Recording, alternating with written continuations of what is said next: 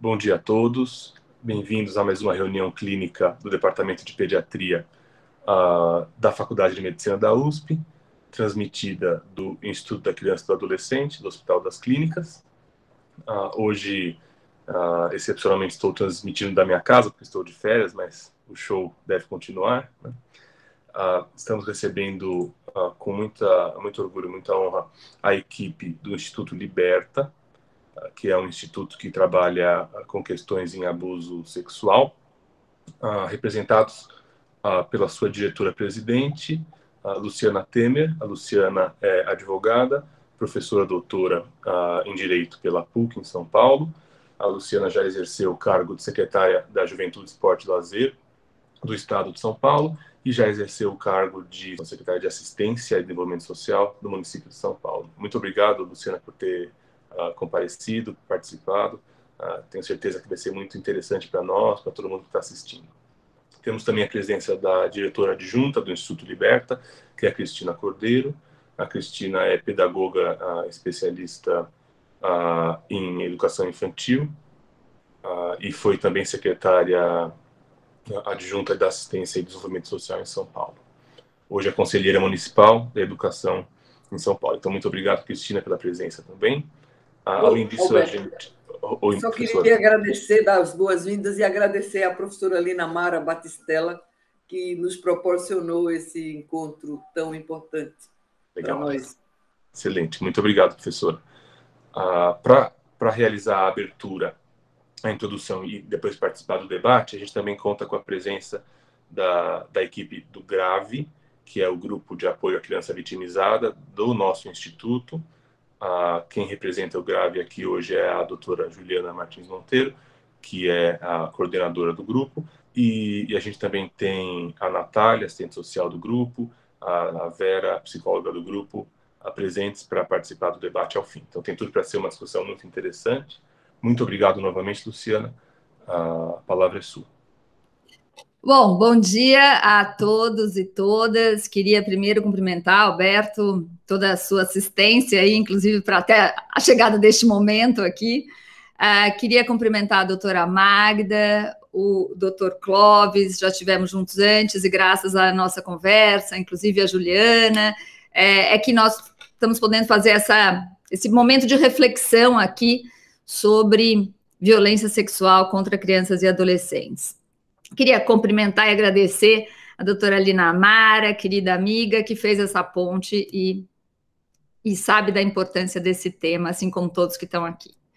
Então, o que eu vou fazer aqui hoje, como representante do Instituto Liberta, que existe há 5 anos, para o enfrentamento da exploração sexual de crianças e adolescentes, mas hoje tratando de forma mais ampla das violências sexuais contra crianças e adolescentes. Então, eu queria começar aqui, a ideia, muito rapidamente, é propor uma reflexão para nós todos, não é? Para quem é da área médica, para a área de saúde, na verdade, no caso aqui, mas é uma reflexão que a gente tem levado para todas as áreas, não é?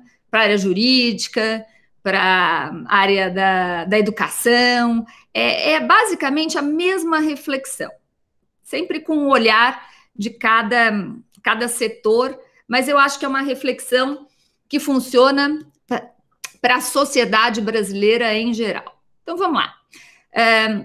Como vocês são da área de saúde e não da área jurídica, eu vou rapidamente fazer uma distinção aqui entre 2 crimes previstos no Código Penal, só para a gente entender. Um deles é o chamado estupro de vulnerável. O que é o estupro de vulnerável? É quando um adulto tem uma relação sexual não pressupõe conjunção carnal, não é obrigatória penetração, qualquer tipo de ato sexual com criança ou adolescente de até 14 anos de idade, menino ou menina. Isto é chamado popularmente de abuso, não é? O abuso sexual. Tecnicamente, isso se chama estupro de vulnerável. E tem uma pena de até 15 anos de prisão para quem pratica esse tipo de estupro. Um outro crime é a exploração sexual de crianças e adolescentes, também prevista no Código Penal, e que tem uma pena de até 10 anos de prisão. O que é o a exploração sexual de crianças e adolescentes? É quando um adulto paga ou faz qualquer troca mercantil para ter relação sexual, que também não precisa implicar em penetração, com adolescentes de 14 a 18 anos. Veja, nós estamos falando aqui de duas violências distintas. A primeira, que é qualquer criança ou adolescente que tenha uma relação sexual com um adulto e tem até 14 anos, isto significa estupro pela legislação brasileira. Muito bem. Ah, mas a menina tem 13 anos, é casada com um sujeito de 20 anos. Em tese, não é? Isto implica estupro pelo Código Penal. Muito bem. A outra situação é da exploração sexual, 14 a 18 anos. Pode haver relação sexual da adolescente ou do adolescente com adulto, mas é preciso que seja um consentimento absolutamente livre de qualquer troca. Então, quando a gente fala em pagamento aqui, a gente não está falando só em pagamento em dinheiro, mas um saco de bolacha, uma carona, um celular, enfim, qualquer situação. Estou colocando isso porque estou clareando esses conceitos, porque a minha reflexão, ela vai partir de uma provocação sobre a invisibilidade desta violência. E aqui, logicamente, eu sei que eu estou falando para pessoas conectadas e interessadas na questão da violência contra crianças e adolescentes, não é? Então, tenham em mente o seguinte, que nós estamos aqui ainda numa bolha, não é? A bolha de pessoas que se importam, ou que têm uma mínima consciência sobre esta situação. E a provocação aqui é para que a gente leve isto tudo para fora da bolha. Muito bem, então vou começar pela reflexão sobre a invisibilidade da violência sexual contra crianças e adolescentes, e vou começar com um dado muito concreto, que é o seguinte, não sei se vocês todos conhecem, mas o Fórum Brasileiro de Segurança Pública, que é uma organização não governamental muito importante no Brasil para a questão da segurança pública e da violência, ele, desde 2007, solta um anuário da violência pública no Brasil. Quer dizer, qual é o quadro desta violência? Desde 2007. Muito bem. Desde 2007, o anuário é publicado para dizer o número de registros de homicídio, de roubo, de latrocínio e também de estupro. Só que até o anuário de 2019, veja, começou em 2007, até o anuário de 2019, não havia a separação, quando se falava de estupro, não havia separação, o que era estupro de adulto e o que era estupro de criança e adolescente, não é? Que é o chamado estupro de vulnerável. Muito bem, pode-se pensar, bom, mas quando que o estupro de vulnerável se tornou um crime autônomo, separado do estupro comum?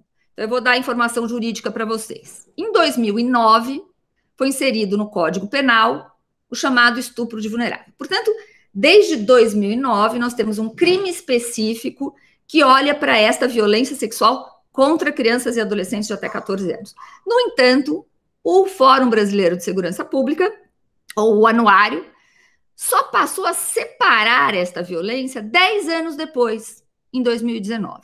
E olha só o que acontece quando ele faz essa separação. Bom, no anuário de 2019, nós descobrimos que da totalidade de estupros registrados no Brasil, 53,8% eram contra menores de 14 anos de idade. Em 2020, no anuário de 2020, este número sobe para 57,9% de vítimas de estupro de vulnerável, de todos os estupros registrados.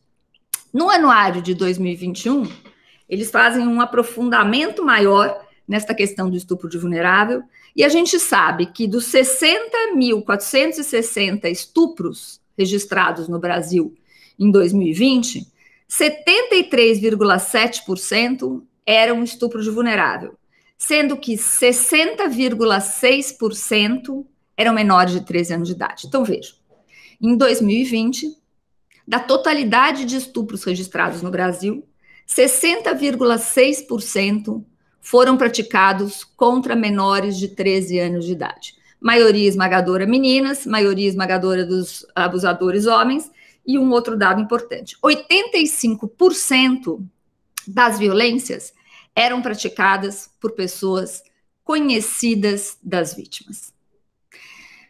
Olha o que a gente está falando aqui.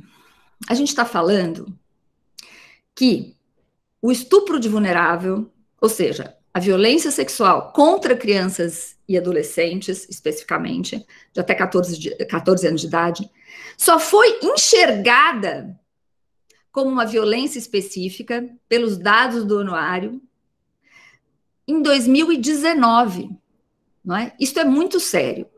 Mas mais sério ainda é olhar para o anuário de 2021, que já foi publicado agora neste último mês, e verificar que a exploração sexual de crianças e adolescentes, que é tão séria quanto, ou, né, é difícil comparar gravidades de violências, mas é uma violência gravíssima, tanto é que é punida com 10 anos de cadeia, nem está nos registros, porque é algo totalmente invisibilizado. A exploração sexual é conhecida popularmente como prostituição infantil. Nós somos, segundo dados internacionais, o segundo país que mais prostitui seus meninos e suas meninas, né? E, no entanto, não está nos dados de violência do país. Ora, por que não está nos registros de violência? Porque o fórum não se importa? Não, o fórum se importa. Aliás, eles são muito competentes. Né? Eles são muito competentes. Quem não se importa, quem não registra, porque não enxerga, é a sociedade brasileira. A sociedade brasileira ainda não enxergou a dimensão da violência sexual contra crianças e adolescentes. Quando a gente olha os dados do fórum e sabe que 5 meninas, não é? Pelo menos 4, dentre 5 violentados, 4 meninas são estupradas por hora no Brasil. Quando a gente sabe da imensa subnotificação deste registro. Então, veja, o próprio anuário de violência, ele, no anuário de 2015, ele faz o registro de que cerca de, uma estimativa muito bem feita, cerca de 35% dos estupros só são registrados no país. Então, veja, nós estamos falando de um número absurdo, só de estupro de vulnerável, e temos que considerar que cerca de 35% só são registrados. Portanto, não tenho a menor dúvida de dizer que nós temos uma imensa epidemia de violência sexual contra crianças e adolescentes só no que tange a registros. Quando a gente fala da invisibilidade, que é a exploração sexual, que é maior ainda do que o estupro de vulnerável, nós temos, então, realmente um imenso desastre. Um imenso desastre que é justificado por uma sociedade que não enxerga esta violência, não enxerga porque culpabiliza a mulher e a menina pelas violências que sofre, ainda nós somos uma sociedade extremamente machista, que traz como consequências o imenso número de gravidez na adolescência que nós temos, e vocês sabem disso, não é? Nós temos números de gravidez na adolescência que são inaceitáveis pelos critérios da ONU, nós estamos acima do aceitável.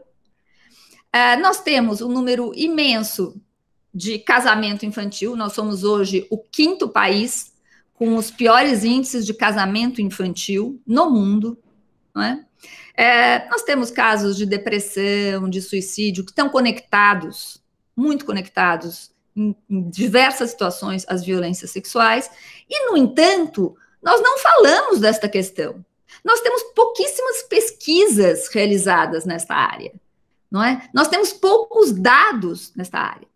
Um outro dado importante é um dado, para além dos registros policiais, é o dado do registro SINAM, né? Então, vocês da área de saúde conhecem isso, eu fui estudar isso há 2 anos atrás, né? Mas entender qual é o papel da saúde nesta questão dos registros. E o registro SINAM, que é o Sistema de Notificação de Agravos e Notificações, tornou obrigatório, a partir de 2011, a notificação de violências no âmbito da para todos os serviços de saúde pública e privada, então, desculpa, se tornou, a partir de 2011, obrigatório o registro de violência contra criança e adolescente, e aqui também o recorte da violência sexual, para todos os serviços de saúde público e privado. Então, não estamos falando só de saúde pública, não é? O registro SINAM é obrigatório para toda a rede de saúde pública e privada, a partir de 2011.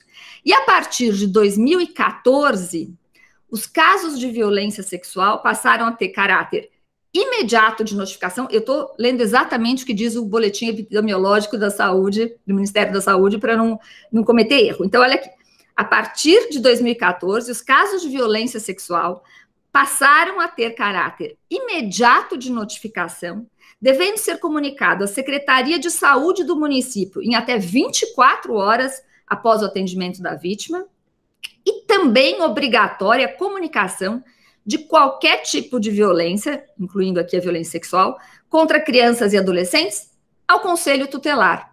Então, veja, nós temos uma normatividade do Ministério da Saúde que torna obrigatório o registro, no registro SINAM, de qualquer violência, e aqui eu estou falando do recorte de violência sexual contra criança e adolescente, e que desde 2014 não basta fazer o registro SINAM. Você tem que comunicar à Secretaria de Saúde e você precisa comunicar ao Conselho Tutelar. Eu vou ficar muito surpresa se souber que existe um fluxo absolutamente alinhado na pediatria do HC a respeito disso. Vou ficar muito feliz se eu souber que isso existe. Mas eu tenho que dizer para vocês que a minha experiência, a nossa experiência do Liberta, tanto com assistência social, tanto com educação, quanto com algumas esferas de saúde que a gente tem falado, inclusive privada, nos mostra que isto não é a regra. Se acontece aqui, vocês estão de parabéns. Se não acontece, vamos começar a falar desse assunto agora, não é? Mas o fato é, a educação não tem um fluxo estabelecido para o atendimento desses casos, a assistência social tem dificuldade de encaminhamento desses casos, né? E eu vou confessar para vocês, quando eu fui convidada para dar uma palestra para a área médica, um congresso de obstetrícia e ginecologia no estado de São Paulo, sobre este assunto, eu fui entender um pouco mais do registro SINAM, que eu não conhecia com profundidade. Eu fui buscar entender e liguei para vários consultórios de obstetras e ginecologistas conhecidas. E a minha surpresa foi que elas não tinham a menor noção de como funcionava o registro SINAM, não é? E aqui eu falo com autorização dessas pessoas, que ficaram muito constrangidas de perceber que esta não era uma temática dos consultórios privados. Registro SINAM não é uma temática dos consultórios privados. Eu acho que no âmbito público tem uma preocupação maior. Mas o fato é, por que é tão importante o registro SINAM? É tão importante porque isto nos dá visibilidade desta violência.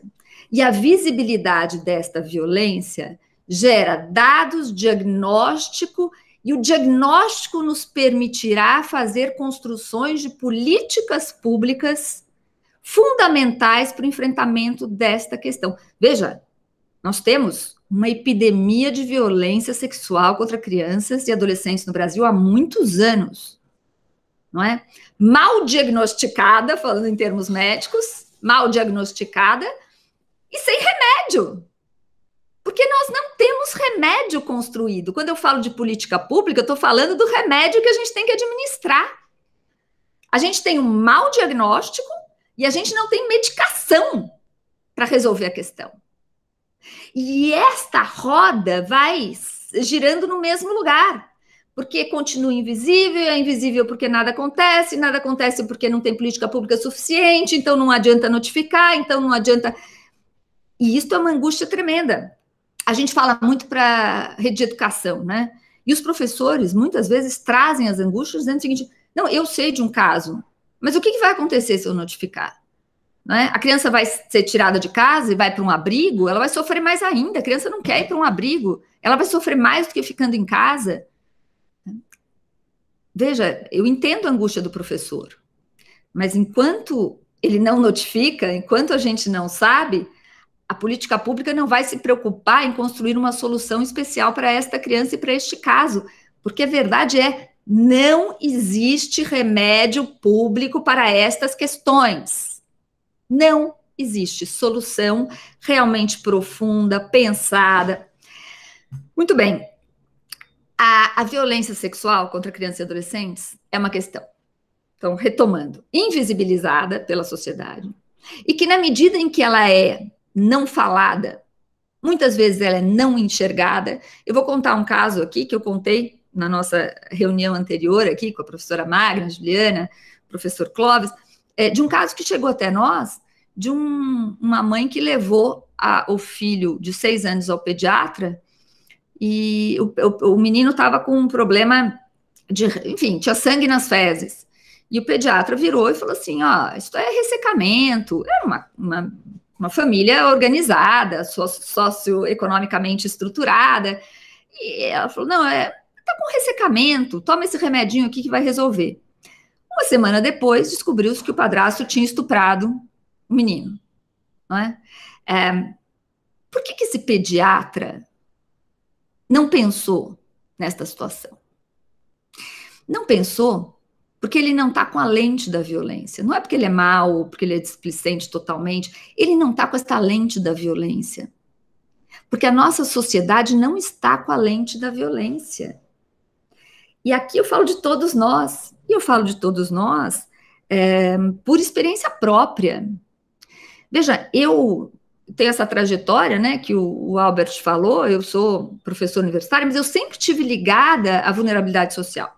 Antes de ser advogada, eu fui delegada de polícia. Eu era muito nova, eu fui delegada de polícia aos 22 anos de idade, e fiquei 6 anos numa delegacia. Pressupunha-se que eu tivesse muita relação com a questão da violência sexual contra crianças e adolescentes. Mas eu não tinha. Depois eu passei pela Secretaria de Juventude, que tinha a Fundação Casa, hoje Fundação Casa, na época FEBEM, ligada à pasta. Eu passei pela assistência social 4 anos em São Paulo, e eu vou confessar para vocês aqui sem nenhum constrangimento. Eu não tinha lente da violência até ser convidada para montar este instituto. E eu vou dizer para vocês, quando o empresário, o filantropo, Eli Horn, que montou o instituto e me convidou, quer dizer, que me convidou para montar o instituto, me falou qual era a temática que ele queria enfrentar, a exploração sexual de crianças e adolescentes, eu virei para ele e falei assim, não, vamos fazer, é importante. O assunto é importante, mas é muito residual. Tem tantas mazelas mais importantes, não é? Como saúde, educação. Eu falei, por que este tema? E ele falou, porque ninguém fala deste assunto. E eu estou há 5 anos com a minha equipe imersa nessa questão, descobrindo mais e mais coisas e confessando em todos os espaços que eu vou que durante 30 anos eu trabalhei com vulnerabilidade social, eu achei que eu entendia do assunto e eu descobri que eu não sabia nada sobre violência sexual contra crianças e adolescentes. Sobretudo, eu achava que a violência sexual era muito grave, como todos nós achamos, mas era uma questão residual e que tinham outras coisas. Se eu resolvo a educação, eu vou resolver a violência sexual. Se eu resolvo a saúde, lógico que tem uma questão socioeconômica importante, mas vamos entender uma coisa aqui bem séria. E por isso eu quis fazer a distinção entre as duas violências. Exploração sexual de crianças e adolescentes, que é conhecida como prostituição infantil, tem um recorte, sim, de vítimas de maior vulnerabilidade social e abusadores de todas as classes sociais. Quando você fala do estupro de vulnerável, do chamado abuso sexual, você tem vítimas e abusadores de todas as classes sociais. E a gente precisa sair daquele estereótipo de que é uma coisa da comunidade, da alta vulnerabilidade social, porque não é. Porque é o pedófilo, né? Vocês que são da área de saúde, eu sempre digo, pedofilia é um transtorno mental reconhecido como tal pela Organização Mundial de Saúde. E quando a gente fala de abusador de criança, a gente não está falando de pedófilo ou não pedófilo, a gente está falando de criminoso. Né? Porque se você olhar o número de situações em que os abusadores eram pedófilos, a gente vai descobrir que menos de 35% dos abusos ou dos estupros vulneráveis são praticados por pedófilos assim diagnosticados. Eles não têm nenhum quadro de pedofilia. Então, por que eles fazem isso? Fazem porque nós somos uma sociedade que, com o nosso silêncio, permitimos essa violência, com o nosso silêncio. Então, eu vou só propor aqui A minha proposta é muito simples, em todos os espaços que a gente vai.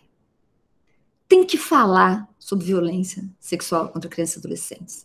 Porque só quando a gente fala, a gente coloca a lente desta violência e passa a enxergar esta violência.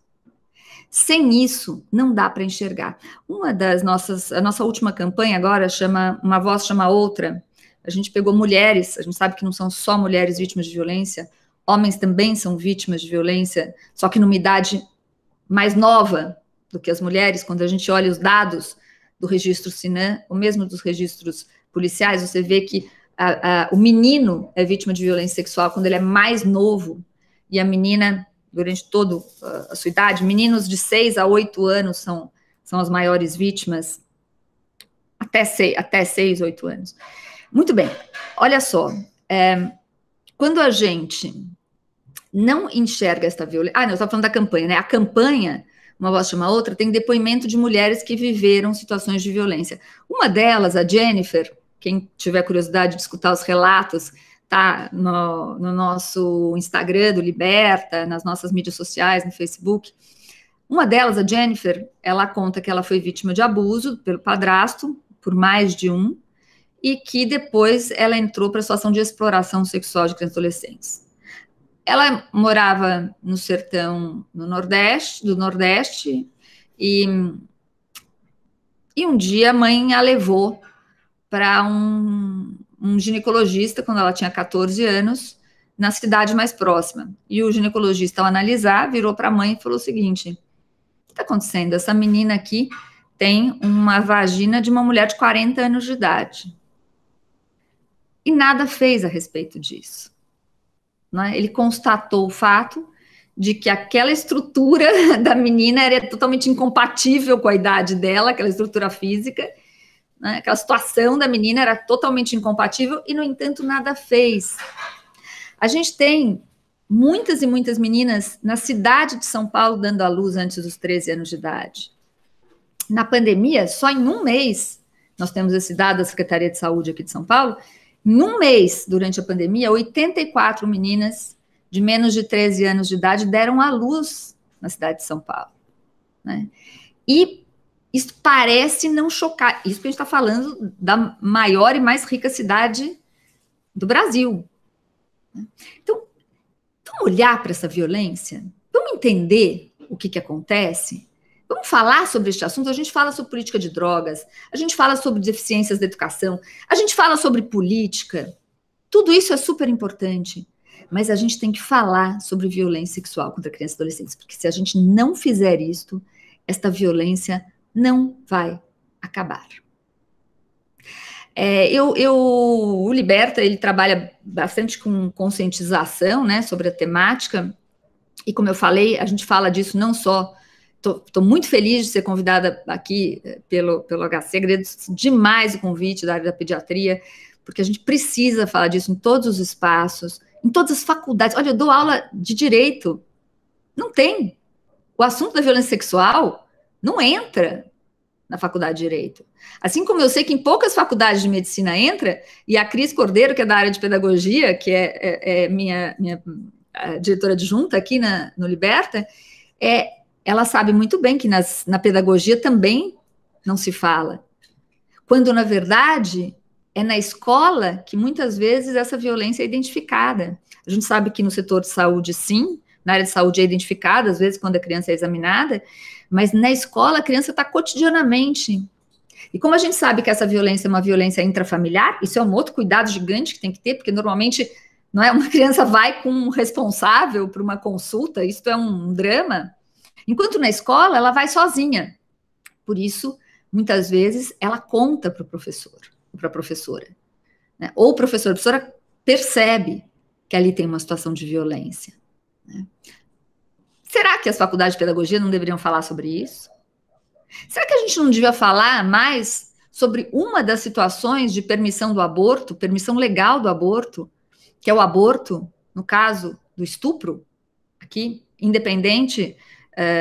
de ser estupro de vulnerável, né, do estupro em geral, mas pegando o recorte de criança e adolescente, toda menina de menos de 14 anos, grávida, tem direito legal ao aborto.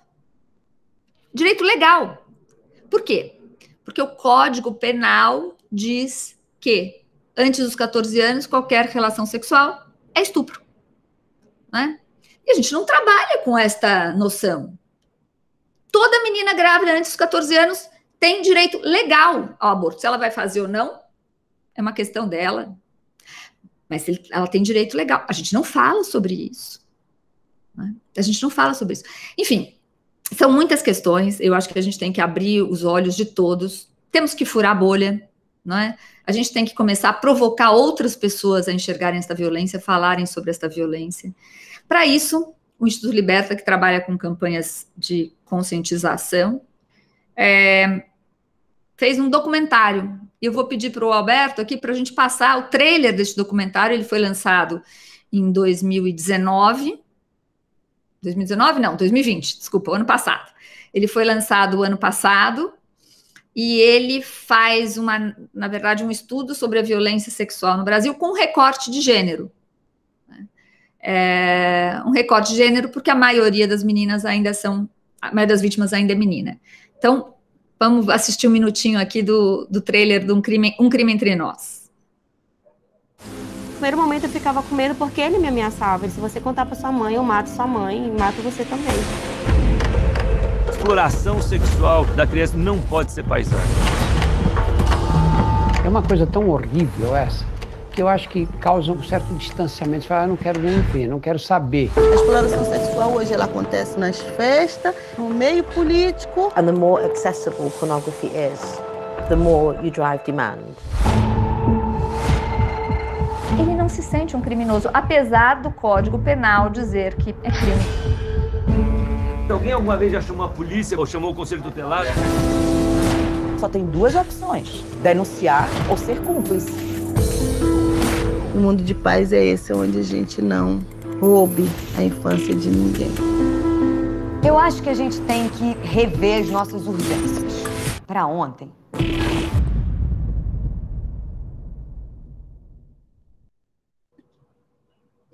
Um Crime Entre Nós está disponível, está na plataforma do Globoplay, mas ele também está disponível numa plataforma gratuita chamada Videocamp. Para quem quiser assistir, quem tiver Globoplay, pode assistir na Globoplay, quem não tiver, pode assistir na plataforma do Videocamp.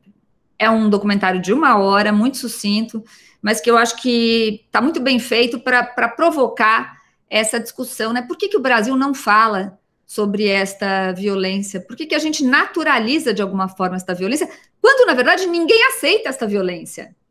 E esse é o grande paradoxo. Ela é totalmente inaceitável, mas ela é totalmente silenciada. E o nosso chamado é para isso. Só para finalizar, 2 coisas. Uma, o que a gente tem proposto em todos os espaços. É fácil falar, e a gente pode provocar vocês a falarem sobre isso, mas quando a gente se depara com uma situação de violência, não é nada fácil. Nem para o professor, nem para o médico, nem para nenhum profissional. É fácil se deparar com uma situação. O que eu faço a partir daí? E o que nós temos dito na área da educação, e eu aproveito a oportunidade para falar aqui, neste espaço tão privilegiado da área de saúde, é preciso criar um fluxo claro. Por quê? Porque não é correto deixar em cima do professor, ou em cima do médico, ou em cima do enfermeiro, ou em cima do psicólogo, este peso sozinho. É a instituição que tem que lidar com esta questão. Esta questão tem que ser institucionalizada. Ou seja, quando um médico se deparar com uma situação de violência sexual, com uma suspeita de violência sexual, tem um caminho claro para ele seguir dentro da instituição. A gente precisa criar este fluxo. Este fluxo só vai ser criado quando, de fato, essa questão for tratada com a importância que merece, for discutida, for conversada, as angústias forem repartidas, não é? Que haja angústia em primeiro lugar, depois sejam repartidas, e que aí um fluxo possa se estabelecer. Então, o nosso convite aqui é para que este fluxo, se não acontece, aconteça.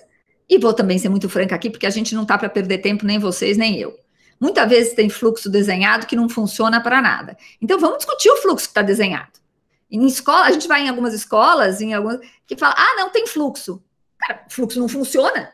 Se tem fluxo e o fluxo não funciona, vamos sentar e rever o fluxo e discutir o fluxo, né? Então, a nossa proposta é essa, e eu fecho aqui a minha fala, passando já para a Juliana, para poder dar tempo de ouvi-la. Eu queria pedir desculpas, eu vou sair às 10 horas, porque eu dou aula na PUC agora às 10 horas, mas a Cristina Cordeiro vai ficar para responder eventuais questões, e eu gostaria ainda de ter tempo de ouvir a Juliana. Então, eu vou encerrar só convidando vocês para ficarem atentos o ano que vem.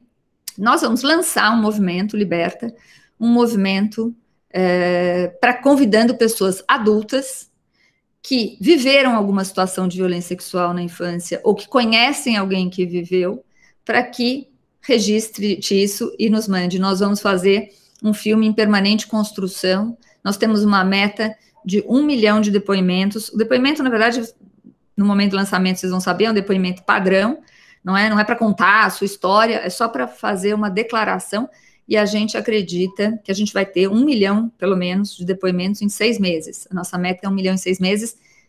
Existe 1 milhão de casos? Muito mais. Nós vamos conseguir? A gente espera que sim. Isso faz parte do processo de vamos quebrar o silêncio. Vamos tirar o constrangimento da vítima, ter sido vítima desta violência, não é? Porque esta é a única violência no qual a vítima e a família da vítima se constrangem. E a gente precisa acabar com isso. Porque quando a gente fala de violência sexual, a gente não fala de sexo, a gente fala de violência. Sexo é uma coisa, violência sexual é outra. E violência sexual é violência, não é sexo. Muito obrigada pelo espaço e agradecendo aí, devolvo para o Alberto para a gente poder ouvir a Juliana. Obrigada. Muito obrigado, Luciana. A apresentação é excelente, preocupante, e acho que é isso aí, temos que romper essa bolha em que a gente está inserido e espalhar essa lente da violência para fora da nossa instituição, dos nossos consultórios, né? Legal. Ju, desculpa novamente a falha inicial. Vamos ver se você consegue mostrar a tempo da Luciana assistir, que eu acho que vai ser legal que ela veja. Sim. A Ju vai mostrar um pouco os resultados dos trabalhos do GRAVE aqui dentro do Instituto. Ju, está com você? Quiser compartilhar a tela? Vou compartilhar aqui. Todos me ouvem agora? Agora sim, acho que sim, né? A gente está aprendendo cada semana uma coisa nova, né? Um problema novo. Vamos lá. Estou compartilhando aqui, acho que todos veem, né? A minha tela. Tudo certo, Ju. Então tá bom. Pode avançar. Bom, depois dessa brilhante, né, fala da Luciana Temer, eu vou finalizar, né, mostrando um pouquinho de um estudo que nós fizemos aqui no ano passado, né, e que nós tivemos a notícia, né, professor Clóvis, que ele foi aceito, né, para publicação. Então, em breve vocês terão acesso ao trabalho aí na íntegra, né, a Revista Paulista de Pediatria, no volume 40, né, então em breve deve sair essa publicação. Bom, eu vou contar um pouquinho para vocês por que o nosso trabalho acabou envolvendo a violência não sexual, né, porque dentro do Hospital das Clínicas existe um grupo, né, que é o NAVES, né, o Núcleo de Atendimento à Vítima, né, de Violência Sexual, que é coordenado pela professora doutora Maria Ivete Bolos, né, que fica lá no Instituto Central, em que todos os casos de violência sexual, sejam eles contra crianças, adolescentes, mulheres, homens, eles acabam sendo encaminhados e dirigidos para esse núcleo, tá? Aqui no nosso serviço, no nosso grupo, né, a gente faz o acompanhamento dos casos de violência infanto-juvenil, mas principalmente os casos não sexuais. E quando a gente foi fazer aí um levantamento de literatura, né, sobre o assunto, o que que a gente percebeu, né? Uma coisa que já falamos bastante, né, a Luciana Temer falou e enfatizou, né, a violência infanto-juvenil é um sério problema social de violação de direitos humanos e de saúde pública. E quando a gente fala violência infanto-juvenil, eu me refiro a todas as formas de violência, né? A violência sexual, sim, mas abuso físico, abuso psicológico, a síndrome de Munchausen por procuração. A gente tem diversas outras formas de violência que podem, a negligência, né, que podem atingir as nossas crianças e adolescentes. Né? Nós temos dados, né, do DataSUS de 2018, né, mostrando que 40% de todos os casos de violência no Brasil, violências auto-infligidas ou contra outras pessoas, né, aconteceram na população pediátrica. Né? População pediátrica, aqui eu digo crianças e adolescentes. E quando a gente busca ainda mais estudos, né, faz lá uma revisão de literatura, vamos buscar o que tem, a gente vê que a maior parte desses estudos está na atenção primária e secundária. Então, de fato, a gente não sabia o que acontece, né, nos hospitais terciários, na atenção, e a gente pouco conhece, a gente não tem dados, a gente não tem estudos que mostrem como que acontece, ou qual que é o perfil, né, dessa violência em crianças e adolescentes portadoras de doenças crônicas. Bom, nós estamos num hospital terciário, né, o Instituto da Criança e do Adolescente, estamos num hospital universitário e temos um grupo de crianças e adolescentes portadores de doenças crônicas. Então, vamos estudar o que acontece com eles, né? Então, o objetivo do nosso estudo foi realmente avaliar a violência, de novo, a não sexual por causa, né, do motivo que eu expliquei há pouco, né, que acomete crianças e adolescentes no nosso serviço, no nosso hospital, e comparar, né, criança e adolescente, né?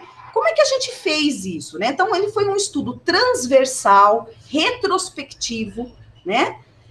Que a gente avaliou 240 pacientes em situação de violência não sexual que foram atendidos, que foram encaminhados, acompanhados pelo GRAVE de janeiro de 2005 a junho de 2020. Então, nós temos aí 15 anos, tá? Nós definimos crianças como aquelas entre 0 e 9 anos, adolescentes 10 a 18 anos. O que a gente, como que a gente encarou doença crônica, né? A existência de uma doença por pelo menos 3 meses. E nós tivemos aí 15 especialidades pediátricas, né? Que de alguma forma estiveram envolvidas, né? Ou porque encaminharam, né? Ou perceberam, que são essas que estão reportadas aqui abaixo, tá? Bom, a nossa análise, ela incluiu dados demográficos, local de referência do hospital, ou seja, de onde esses pacientes foram encaminhados, tipo de violência, o autor da violência, qual foi o encaminhamento legal, o que foi feito com esses casos, né?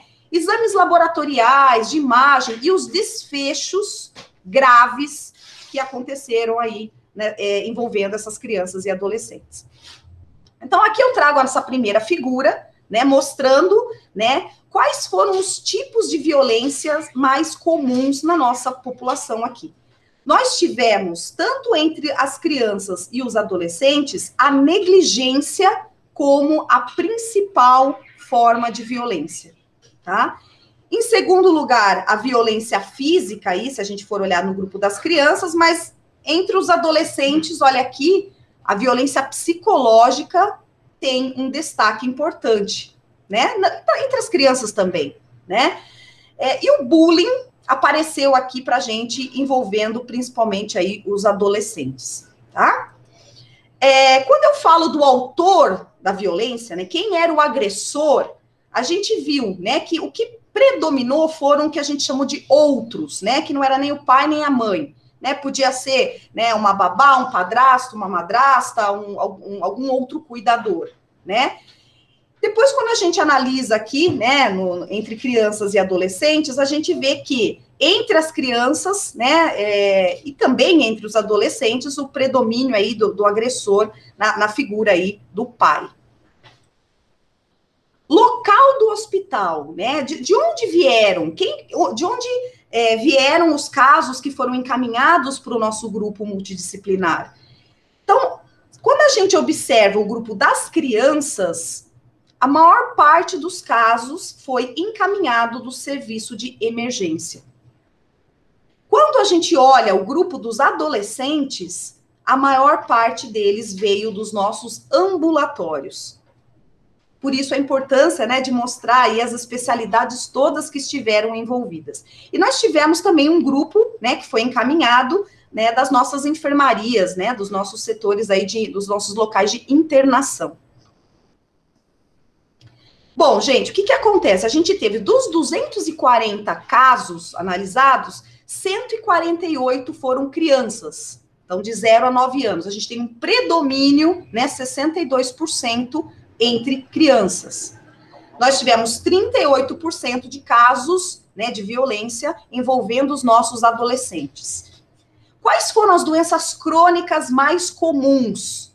A gente tem aqui, né, como primeiro lugar, doenças renais, 20%, 11% entre os portadores de HIV, 7% entre os prematuros, né, prematuridade, 6% entre aqueles portadores de paralisia cerebral, ou encefalopatia crônica, né? E 6% entre asmáticos. Nós tivemos 3 casos graves, né, na nossa população estudada, e tivemos um óbito que aconteceu em uma criança de 4 anos. Bom, aqui eu trago para vocês a tabela, né? Eu mostrei para vocês aí um pouquinho, né? Separado essas informações nas figuras, né? Então, os tipos de violência que nós tivemos, a gente vê aqui, né? Entre 64% de negligência entre as crianças e 66% entre os adolescentes. Aqui a violência física, 27%, quase 28%, né? Entre crianças, 23% entre os adolescentes. A síndrome de Munchausen por procuração, 2% entre crianças, 1% adolescentes. Bullying, nós tivemos 3% entre os adolescentes, nenhum caso no nosso, né, grupo das crianças. E a violência psicológica, né, ela está presente em quase 28%, aí 27% dos adolescentes e 18% das crianças, tá? Outras variáveis que a gente estudou, né? Então, sexo. Qual era o sexo mais acometido? O sexo feminino apareceu aí, né? Quase 55%, né? Entre as crianças e 55% dos casos entre os adolescentes. Aqui, o dado que eu mostrei para vocês, né? De onde vieram, de qual local do hospital eles foram encaminhados. Então, a gente teve aqui, né? Pacientes que vieram das crianças, né? Do departamento de emergência, quase 58%, né, 57%, aqui 25%, e quando a gente vê os ambulatórios, né, a gente vê que entre os adolescentes, 62% deles vieram para o nosso grupo multidisciplinar, né, a partir de encaminhamentos dos ambulatórios. Quais foram as conclusões que nós pudemos chegar com esse trabalho, né? Então, a primeira conclusão, né, é que a violência foi raramente diagnosticada. Eu falei para vocês que nós analisamos 240 crianças em 15 anos, né? Nesses 15 anos, nós tivemos 295.993 atendimentos aqui no Instituto. Ou seja, a violência foi diagnosticada em 0,08% dos casos. Será que a gente só tem isso mesmo, de violência? Então, aqui eu reforço, né, uma fala da Luciana Temer, em que a gente precisa ter a lente da violência. A gente precisa ter o olhar, a escuta. Porque nós todos, como pediatras, sabemos que raramente um caso de violência chega até nós explicitamente. Olha, eu fui abusado. Isso raramente acontece. Então, nós precisamos desenvolver essa lente. E nós tivemos essa violência mais frequente entre as crianças, 62% contra 38% dos adolescentes. Os tipos mais frequentes de violência, a negligência, 65% das vezes. A gente, né, aqui às vezes tem a impressão de que quando fala de violência, a violência mais comum é o abuso físico, né? E não é. Isso aqui, ele está em sintonia com o que o restante da literatura nos mostra, tá? A negligência é, sim, a forma mais frequente de violência entre crianças e adolescentes, tá? Bom, 2/3 dos casos diagnósticos, né, de violência em crianças foram encaminhados pela emergência e 1/3 encaminhados, né, dos ambulatórios, como mais uma vez eu mostro para vocês. E quando a gente olha o grupo, né, de vítimas de negligência, nós vimos que 72% dos casos, né, de negligência apresentavam doenças crônicas. Bom, temos motivos, né, motivos não, nós temos explicações, talvez, para esse fato, né, então são crianças que normalmente como portadoras de doenças crônicas, que fazem uso de mais medicações, que tem que vir mais vezes, tem que estar presente em mais consultas, que tem mais demandas. Então, talvez estejam mais vulneráveis, né, a essa situação de negligência. Eu finalizo aqui, né, apresentando, né, a todos o nosso grupo, né, o nosso grupo é um grupo multidisciplinar, né, entendemos que a abordagem da violência, ela precisa ser multidisciplinar. Nós contamos aqui, né, com a nossa assistente social, a Natália, né, que também é diretora do Serviço Social do Instituto. Temos a doutora Vera, também diretora do Serviço de Psicologia aqui do Instituto da Criança.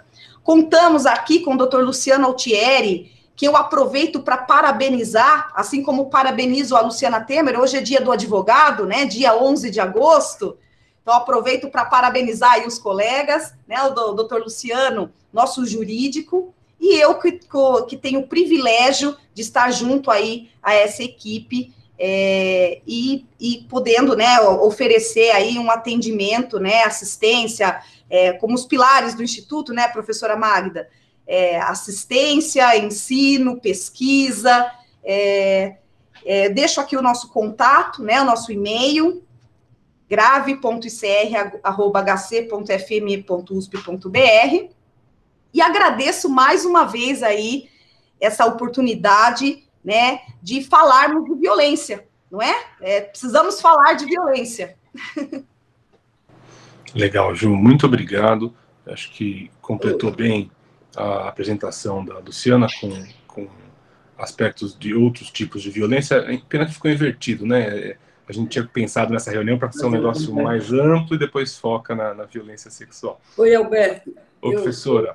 Desculpe, é que eu queria pedir licença à Juliana para a gente lembrar do nosso querido doutor Antônio Carlos Cardoso, né? Cardozinho, que está assistindo a gente no YouTube, conhecido como Cardozinho, que eu espero que esteja aí, que é o fundador desse grave, né? Desse grupo do ICR, esse grupo para tratar crianças vitimizadas no ICR. Ele é mais ou menos meu contemporâneo, acho que ele é um ano depois de mim.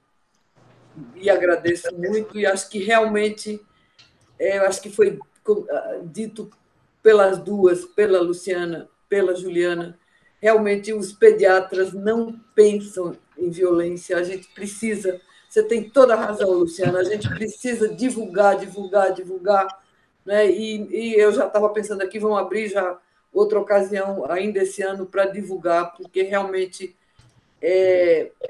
não tá, talvez até seja difícil para a gente aceitar, não é, que alguma criança Olha aí, professora Magda, nossa homenagem aí, Cardozinho, isso mesmo. Isso, pronto, está aqui o nosso... Cardozinho sempre respondendo o WhatsApp das mães dos pacientes, até na foto.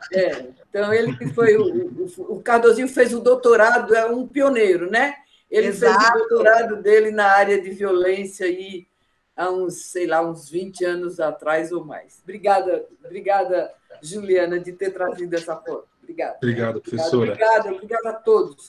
Vamos agora passar para... Desculpa, eu só quis fazer essa lembrança. A Luciana quer comentar alguma coisa? Você tem horário, né, Luciana? Rapidinho, porque eu vou ter que sair, mas eu claro. Não posso deixar de parabenizar a doutora Juliana e a equipe, né, pelo belíssimo trabalho. Eu acho que dá visibilidade para as violências, todas elas, é o primeiro passo. A gente não resolve dando visibilidade, mas sem esses dados, a gente não consegue brigar pelas políticas públicas, né? Então, eu acho que assim é louvável mesmo que a gente esteja produzindo e comece a produzir cada vez mais dados sobre violência sexual. Falar, ter dado, obriga as pessoas a enfrentar o problema e enxergar, de fato, buscando soluções. Então, muito obrigada, eu vou sair, a Cristina fica aqui, peço desculpas, mas parabéns, viu? Olha, eu me senti muito confortável aqui, queria dizer, muito confortável, muito dentro de um grupo que pensa, que tem sintonia e que a gente, espero, possa avançar juntos nessa briga cada vez mais. Obrigado, Luciana. Obrigado por Obrigado, Luciana. Parabéns. Obrigada, Luciana. Obrigada. E espero que logo a gente possa convidá-la de novo. Obrigada. Professor Clóvis quer acrescentar alguma coisa, professor? Eu, na realidade, eu acho que só reforçar, até queria depois perguntar para a Cris mesmo, agradecer também a participação dela na nossa reunião. Eu acho que eu coordenei esse trabalho da violência, que era uma bandeira que a gente quis resgatar junto com o Cardozinho. Então, como a Juliana reforçou, em 15 anos na nossa instituição, quase 300 mil crianças e adolescentes, violência só foi vista em 0,1%. Então, isso, eu acho que tem a ver com a educação mesmo, acho que a Cris, como pedagoga, eu vejo também, eu concordo com a Luciana e com a Juliana, que a lente da violência tem que ser incluída, por exemplo, na graduação da saúde, né? Então, tem que ser incluída na residência médica, a residência das multiespecialidades. Como é que a gente pode, eu pergunto para a Cris, como é que a gente pode aumentar a nossa, ou organizar a nossa escuta, né? Então, muitas vezes a criança vem, o adolescente, com medo de falar, o medo, mas como é que vocês têm trabalhado? Acho que a gente tem que, um dos focos importantes é como a gente pode trabalhar ou melhorar a escuta, instrumentalizar o aluno da graduação, e eu falo da área da saúde, e também da residência da pediatria ou das multiespecialidades. Como é que a gente, 0,1% no hospital terciário, de alta complexidade, onde a formação dos alunos, sabe, a gente tem uma universidade consolidada, que é a Faculdade de Medicina da USP, 0,1%, com certeza isso deve ser subestimado.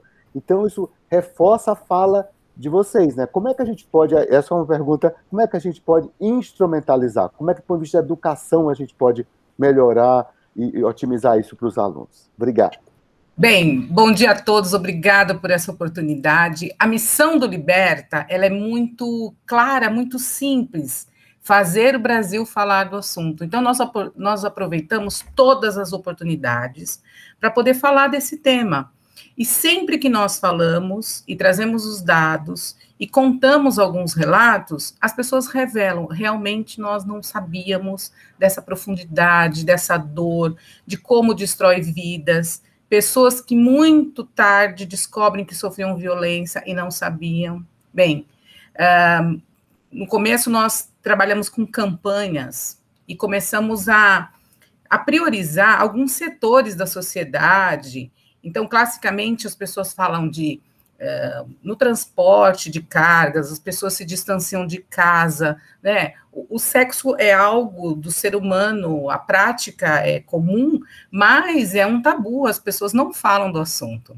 E quando as crianças começam a descobrir a sexualidade, ela precisa ser natural. Bom, mais tarde nós entendemos que, como a maioria dos casos acontece na escola, nós precisamos também trabalhar com os professores.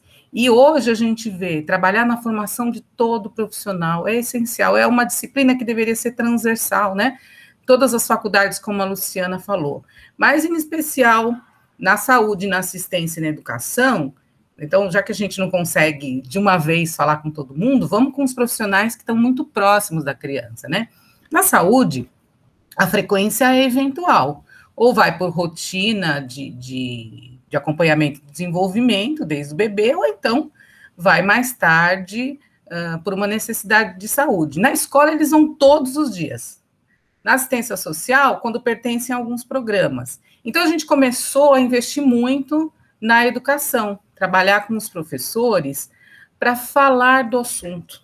É importante também que os programas de saúde abordem, tem grupo de adolescentes, né, que falam sobre saúde na adolescência, mas precisa incluir o tema da violência, porque não só os temas que concorrem para um melhor desenvolvimento, mas aqueles também que causaram impactos em algum tempo. A legislação vem avançando muito. O Estatuto da Criança falava que os dirigentes das unidades deveriam reportar os casos de violência. Hoje nós temos uma lei bem mais específica, inclusive já lá 13.431, que é a nova lei, né, da escuta protegida, ela vai trazendo elementos importantíssimos, professor. Ela fala assim, que o Sistema Único de Saúde precisa ter, no nível federal, estadual e municipal, programas para fazer o enfrentamento à violência. E que qualquer profissional que tenha conhecimento faça imediatamente a comunicação. Bem, isso precisa conhecer. Acho que conhecimento é a base de tudo, né? É na faculdade, mas é também no dia a dia das unidades. É também nos grupos de discussão. Então, é isso, é enxergar, né? Enxergar esse problema, enxergar a vítima, acolher, porque a nova legislação fala de escuta protegida. É um tema tão desafiador que o profissional, ele tem a necessidade de levar aquela vítima para ir contando a história. Parece que se ele repetir a história, ele não vai ser assim tão fiel, né? É um crime, como é que a gente vai falar de um crime sem provas? E aí vem o conceito da rede de proteção, né? Que é um conceito simples, mas é um dos mais difíceis de ser incorporado pelas instituições, que é a corresponsabilidade, o trabalho em parceria, né? Então, assim, de imediato, é falar do assunto, professor, não tem jeito. Em qualquer um dos espaços, a gente precisa oportunizar, nas rodas de conversa, na formação continuada, na graduação, enfim, em todos os espaços a gente tem ocupado falando do assunto. Legal, excelente. Cristina, muito obrigado pela resposta. Queria fazer uma pergunta para o grupo, para o GRAVE, para o grupo do ICR. A Luciana, no começo da apresentação, ela, no bom sentido, fez uma provocação, né, de que as instituições, via de regra, não têm fluxos bem definidos para os casos de suspeita de abuso sexual. Eu queria que o grupo comentasse sobre o fluxo dos nossos pacientes, dando uma resposta a essa, entre aspas, provocação, no bom sentido, lógico. Queria que o grupo comentasse sobre como funciona o radar aqui dentro e qual o caminho que esse paciente percorre dentro da nossa instituição. E se esse fluxo tem funcionado bem ou não. Juliana, você distribui aí quem vai responder, por favor. Luciano, você levantou a mão, não sei se você quer falar, responder, ou eu posso responder também. Veja o que você prefere. Por favor, pode na condição de coordenadora, já iniciar, e depois, se for necessário, eu complemento. Tá. Bom, como eu expliquei, né, quando eu fui, inclusive, justificar o fato de não termos casuística de violência sexual no nosso trabalho, né, já que a violência sexual, ela segue um fluxo um pouco diferente do que eu vou dizer aqui em relação à violência não sexual, né? A violência sexual, quando ela é detectada ou diagnosticada, ou não precisa nem ser diagnosticada, quando existe a suspeita, né? Ela acaba sendo encaminhada para o NAVES, né? Esse núcleo, como eu disse, coordenado pela doutora Maria Ivete Boulos. Para os casos de violência não sexual, né, o fluxo que a gente espera, né, é que na suspeita, né, haja aí o encaminhamento aí para o nosso grupo. O encaminhamento, ele tradicionalmente, né, sempre foi feito através de um contato de e-mail, como eu coloquei para vocês aí no último slide da apresentação. Mas isso vai mudar, né? A gente teve aí recentemente uns ajustes aí junto à diretoria clínica, que eu aproveito aí para agradecer, e o GRAVE agora vai fazer parte do sistema Intercom, né? Da mesma forma que vocês encaminham os casos, né? As especialidades encaminham entre si, o GRAVE vai entrar nesse mesmo projeto, neste momento, atendendo a demandas internas, né? Instituto da Criança, Itaci e Centro Neonatal, né? Então, os casos acabam sendo encaminhados para o nosso grupo, e aí a gente vai fazendo um papel, se, por exemplo, está internado, a gente faz o papel aí de interconsulta, né, junto aos andares, né, conduzindo o caso, discutindo o caso com as equipes, e quando não envolve internação, nós temos o nosso ambulatório, né, que o nosso ambulatório funciona todas as quartas-feiras, no período da manhã, e aí os casos são encaminhados aí para um acompanhamento, uma avaliação e um acompanhamento ambulatorial. Em relação aos encaminhamentos legais, né, e aí eu vou pedir para o doutor Luciano complementar a minha fala, em geral nós temos 3 modos de funcionar, né? Nós temos os casos que nós encaminhamos ao Conselho Tutelar, temos casos que encaminhamos, sim, Ministério Público e Vara da Infância e da Juventude. Não sei se o doutor Luciano quer complementar aí o que eu falei dessa parte legal, né, jurídica. Bem, doutora Juliana, poucos acréscimos, e mais ratificando o que já foi dito, existe um fluxo estabelecido na instituição, que ele começa a ser aplicado quando a equipe está frente a uma suspeita, não necessariamente em um caso confirmado, porque o legislador ele não exigiu a confirmação do maus tratos, da violência, da negligência, seja de que forma que for. Ele se contenta com a suspeita dessa ocorrência e nos impõe a obrigação legal de notificar o Conselho Tutelar. Em função das características dos diversos conselhos tutelares que existem na cidade, que existem até no país, porque a nossa clientela não vem só da cidade de São Paulo, há casos que nós comunicamos, em função da severidade da violência, nós comunicamos o Ministério Público, que é o representante natural dessa população de indivíduos menores de idade, não é? Ele está lá, o Ministério Público, para fazer essa defesa, dentre outras, de direitos difusos e coletivos. Bem, através das promotorias da infância e da juventude, nós fazemos esse acionamento. Agora, uma questão importante quanto à notificação é o porquê que ela não acontece em diversas vezes, não é? Mesmo que o profissional identifique uma situação de possível violência, por que existe, algumas vezes, uma resistência de notificar, de comunicar outros órgãos, notadamente o Ministério Público, a Vara da Infância e da Juventude. O GRAVE tem feito um trabalho de conscientização junto às equipes, no sentido de que a notificação não é uma denúncia, a notificação é uma ação do cuidado, não é? Isso faz parte para o devido encaminhamento dessa família que precisa ser atendida, por uma equipe multidisciplinar, a equipe que vai recebê-la lá no fórum, se for o caso, uma equipe também de assistente social, também de psicólogos, com esse olhar, não é? Para acolher essa família e procurar dar uma solução para essa criança, para esse adolescente. Na medida em que o profissional toma essa consciência de que a notificação não é uma denúncia para prejudicar o indivíduo, e a própria família também passa a ter essa percepção, o nosso trabalho fica bem facilitado. Esse é um aspecto importante, porque com um número maior de notícias, de notificações, vai haver a desejada visibilidade desses casos, que é o foco do trabalho da doutora Luciana Temer, do Instituto, e tão importante para que a gente possa evoluir enquanto sociedade. Esse é um aspecto importante, não é?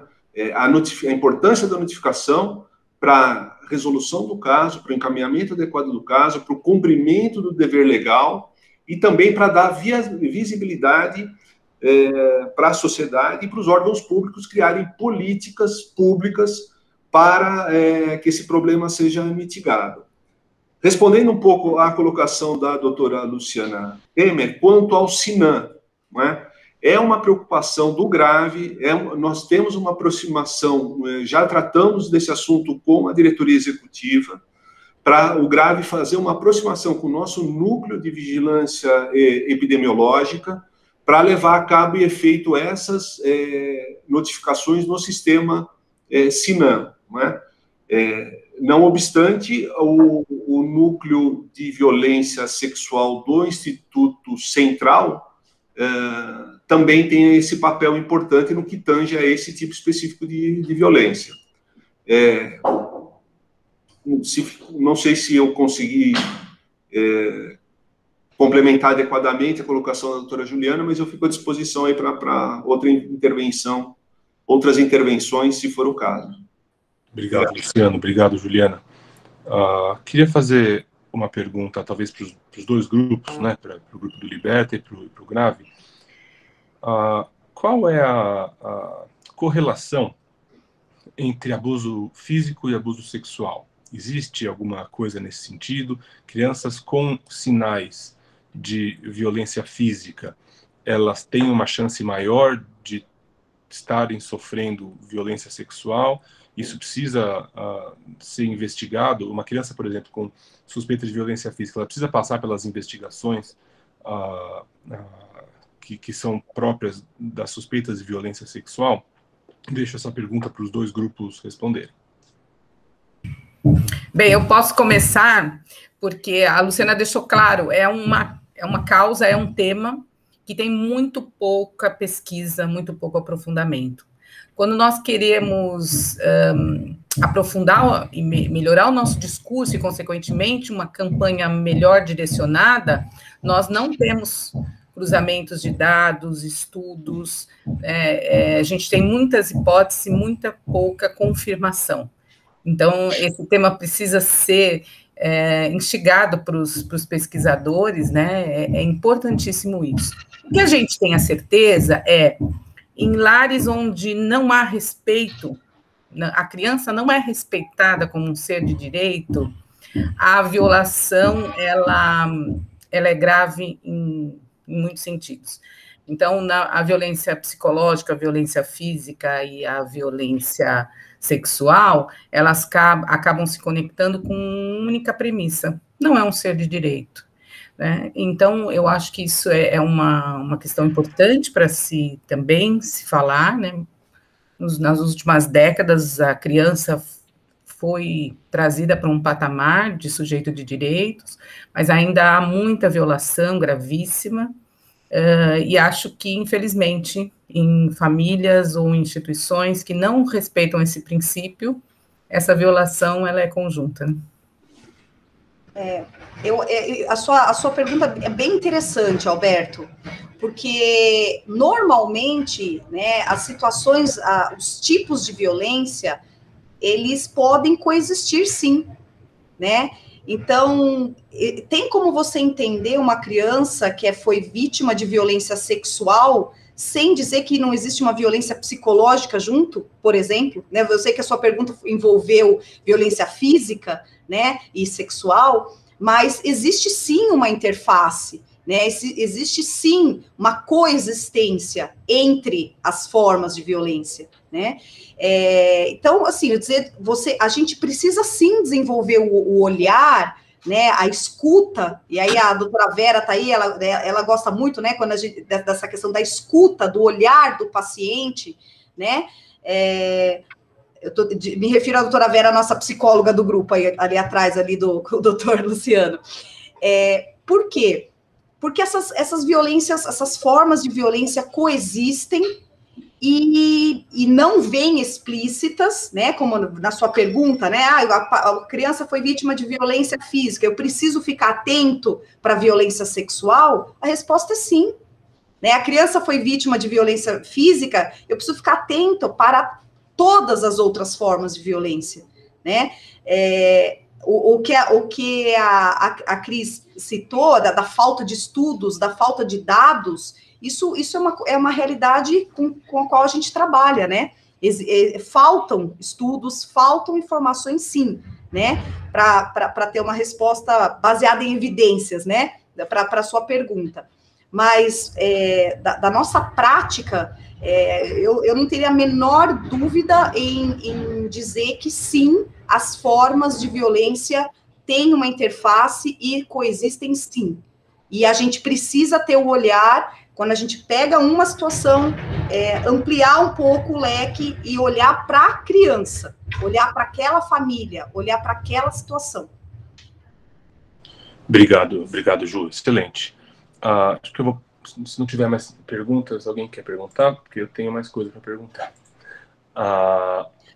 Alberto, eu queria só aproveitar, né, não sei, não apareceu essa pergunta, mas assim, essa preocupação com a violência é algo que está aí em todas, né, tem se falado muito no momento, né, a respeito de violência contra a criança e o adolescente, e essa tem sido, sim, uma preocupação nossa, enquanto pediatras, né, preocupação, sim, junto aos nossos professores, né, que estão aí assistindo aqui a minha fala, junto às equipes multiprofissionais, junto à diretoria clínica, e nós estamos, sim, com projetos, né, que estão em andamento aqui, em discussão, para práticas de como intervir, né, em ações, né, aqui dentro do Instituto. Em breve, nós teremos novidades, eu não vou divulgar nada ainda, mas só para mostrar que tem sido, sim, uma preocupação, e nós estamos com um olhar, sim, para isso, e já estamos com medidas estudadas e já em fase aí de implementação envolvendo a violência contra a criança e adolescente. Alberto, queria fazer uma observação a respeito claro, Vera. dessa relação entre a violência física e a violência sexual que você perguntou e sobre a fala da Juliana. Eu vou pensando um pouco que quando a gente categoriza, né, negligência, violência física, violência sexual, enfim, a violência psicológica, eu acho que isso nos leva a pensar em que tipo de abordagens, ou que tipo de estratégias, ou que tipo de recursos a gente teria que dispor para cuidar daquilo em particular, né? Não resta dúvida que uma negligência, uma violência física também, ou uma violência sexual também é uma violência psicológica, tem como efeito uma violência psicológica, mesmo quando você não está falando só da violência psicológica. Mas quando você categoriza, vamos dizer, uma criança que sofre continuamente uma violência física, talvez você precise de outros recursos para tratar dessa família, e eu falo dessa família porque eu estou sempre colocando o fato de que, na verdade, esse cenário é um cenário onde temos vítimas, mas também todos estão adoecidos, né, mesmo aqueles que estão perpetrando a violência, então precisa de um atendimento pensando nisso, mas eu vou imaginando que quando a gente categoriza tem a ver um tanto com que tipo de abordagem, com que tipo de recursos, que tipo de atenção, que tipo de impedimentos ou de barreiras vai se fazer e de proteção em torno dessa criança. Vou pensando também que com relação à violência sexual a gente tem algo de particular que não é que não esteja contido na violência física. Acho que você pode com certeza dizer que há uma violência física quando você abusa sexualmente de uma criança. Mas a violência sexual inclui algo da sexualidade, né, de uma concepção de sexualidade, de uma supremacia de sexualidade, com aquele que está perpetrando a violência, que singulariza um pouco essas relações, porque é de outra natureza que se trata, não é só de você...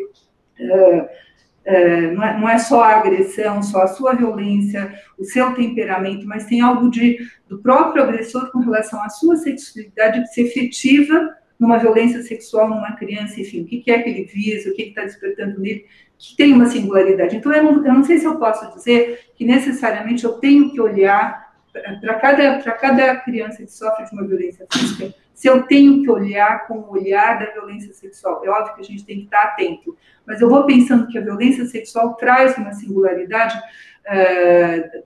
a natureza da violência traz uma outra singularidade, que é aí do campo psiquismo, vamos dizer, com relação à construção da própria sexualidade de quem está perpetrando essa violência. Então, acho que nem toda violência física vai descambar numa violência sexual, mas quando a gente pensa numa violência sexual, a gente tem que pensar nessa singularidade, né, que, enfim, porque isso demanda uma série de outras condições, aí de tratamento, inclusive, deste agressor, né, que ele é um agressor, ele é um criminoso, mas ele é alguém que, de alguma forma, também precisa de bom, enfim, o que acontece com a cabeça dessa pessoa? Enfim, eu sempre penso a família como alguém que está sofrendo de algum distúrbio, né? Não só a criança, né? Algo está desorganizado aí, né? Muito desorganizado mentalmente. Legal, Vera, muito obrigado. Acho que é isso mesmo. Acho que a gente está avançando o horário, já são 10h30. Acho que a gente já teria até condições de encerrar por conta do horário. A discussão é ampla e eu, pessoalmente, tenho várias perguntas que eu gostaria de fazer. Então, surge a possibilidade de a gente fazer até uma próxima reunião para continuar a conversa. Acho que isso... Eu acho que sim. Que não se esgota. Então, acho que, professora, acho que dá para a gente puxar, né? Eu acho que obrigado. A gente agradece muito, né,